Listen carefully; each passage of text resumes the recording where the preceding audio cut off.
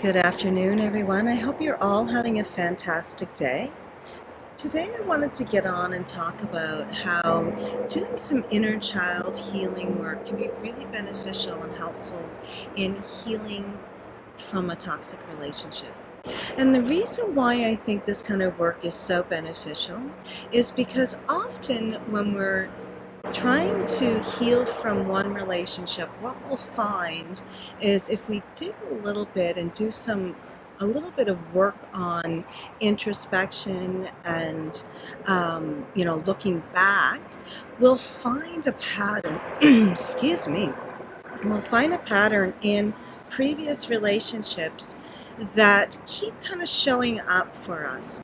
And it can often even go back as far as childhood, and often does.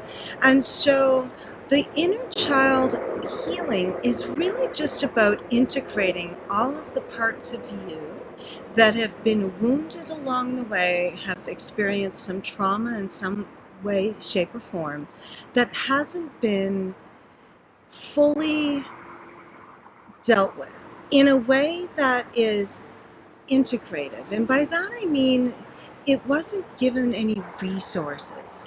So a lot of times people experience trauma and have a hard time sort of moving through it and processing it and integrating it because they lack the resources needed in those moments to actually help them to heal the part of themselves that can't make sense of what happened, right?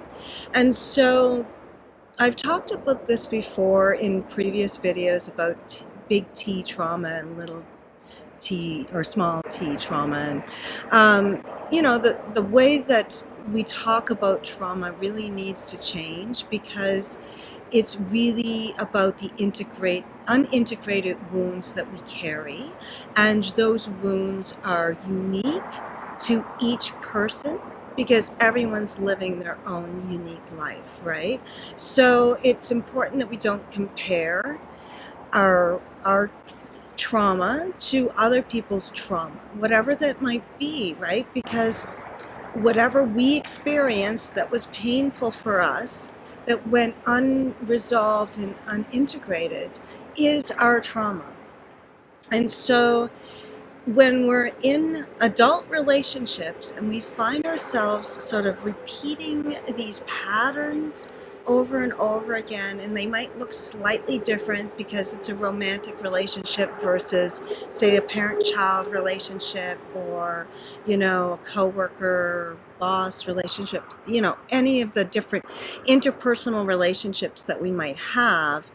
So there might be things about it that appear different, but when you go down and you really get to the root of it, you recognize that what's being triggered now in this moment as an adult is that feeling of whatever that was unresolved in you as a child.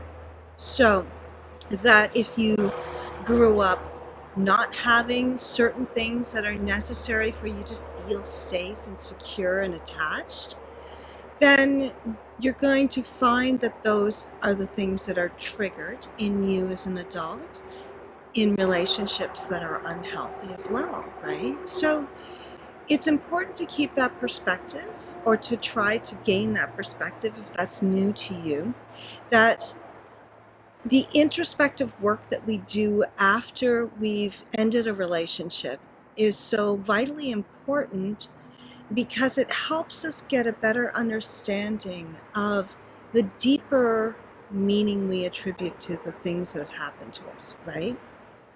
So, say for instance, you were in a relationship and you were voicing your needs and wants, and your partner, for whatever reason, wasn't giving you those things, and you felt very insecure in your relationship with them, and you would sometimes act out and say jealousy, and that was maybe a turn off to your partner, and maybe it caused fights or whatever.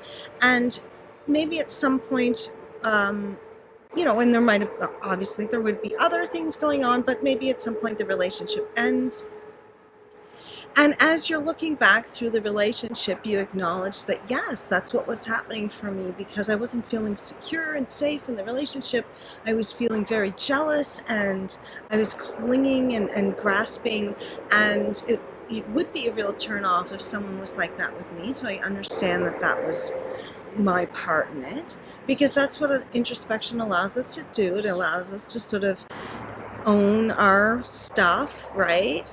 But then you could also maybe start to gain some deeper understanding that, oh, this happens in this way in these relationships, and that happened in that relationship, or it shows up in a different way, and that maybe the reason why I feel so insecure and unsafe is because I'm in a relationship with people that remind me in some way of other people, or I'm just so used to not feeling heard and feeling insecure in my relationships because that's all I've known, or that's some of the main relationships in my life, or you know what I mean? Like, so we'll often find patterns in our life.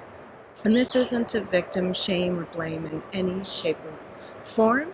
It's just to say that we often will repeat patterns because it's a rut that we get stuck in, and it's hard to see other things when you're stuck in that rut, right? So this is like no fault of yours. We all do it. We all get stuck in a rut in some ways, and in different things in our lives, right? So this isn't unique to you, and I'm not trying to suggest that there's something wrong with you, because I think this is just natural, right? We can get caught in these patterns, in these loops, in these ruts, and in these knots because we haven't really resolved the core issue, right? We haven't really reflected on and integrated and done some healing work around that. And that's where the inner child healing comes into play. So it looks different for every person, and it's not necessarily what you think of as inner child healing, because I know even in the past I've talked about, there are times when you can maybe have conversations in your mind and kind of reenact how you would want to talk to a younger version of yourself, and you can kind of give yourself what you didn't get, and that can be deeply healing as a tool along the way.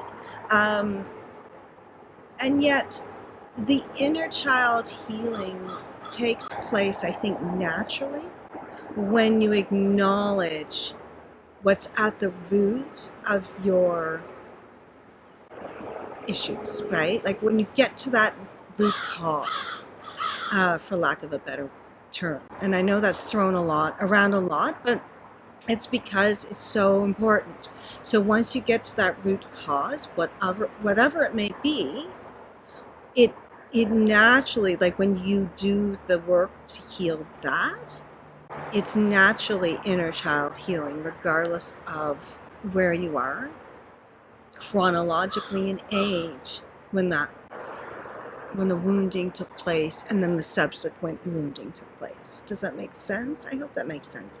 So I want to share that with you, that the inner child healing is the healing that we do as an adult by acknowledging the things that have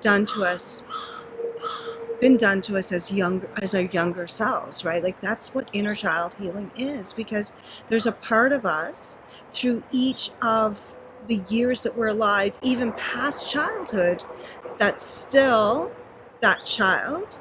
Because when you think about it as parts integration, we're still that person, and we're also another part of us, and another part, and another part, and another part. You know what I mean? So we're still always that part of us until we acknowledge that part and we care for all of us. So I hope this makes sense. I'm just curious if it resonates with you. I'd love to hear your thoughts. Feel free to share below and let me know what you think. Um, and do you think that inner child healing is something that you could benefit from? Is there maybe, when you think about things that have happened in your life, things that you can consciously think of, that you can acknowledge were, probably not the healthiest things or were damaging to you in some way or another, and then recognize that even beneath those, there could be more subconscious, sort of subtler things that you're not necessarily connecting the dots on, right? And because when you're in that rut, it's hard to see all of the other dots that would connect it all and make it make sense. So that's what I help people do in our sessions, is sort of connect dots and make sense of it, get that clarity, right? So if that sounds like something that would be helpful for you, if you're feeling like you're getting caught, that you've been caught in this sort of loop of connecting with people that, in retrospect, you recognize they weren't the healthiest people for you, that there was something that you knew wasn't going to work, but you still went ahead with it anyways, or there was just something so compelling about them. And sometimes, look, like, sometimes it's the fact that you could really have it all together, and you could have done a lot of work, and still, if you come into the radar of a narcissist and get kind of caught in their little loop, then maybe the work isn't about healing the inner child that goes back to your actual childhood.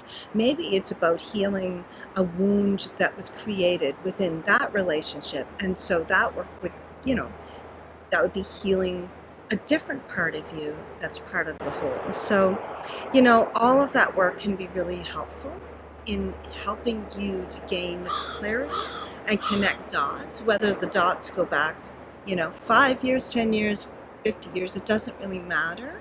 But just when you're trying to figure out where do I go from here, how do I learn to trust again, how do I learn to feel confident in my own gut instincts, how do I know what boundaries to have and how to hold firm to them, and what are my goals and dreams in a relationship and in relationships with other people. Like, all of those things can kind of become sort of hidden from us while we're still in our loop. But once we sort of break that, and we start connecting those dots, all of those things then become available. So it's really kind of awesome to see people do the process of that deeper work and to connect those dots. So yeah, I'd love to hear your thoughts on this. What do you think? And if you don't feel like sharing publicly, feel free to private message me and we can have a little chat. Okay? Otherwise, I hope you have a great rest of your day. Namaste.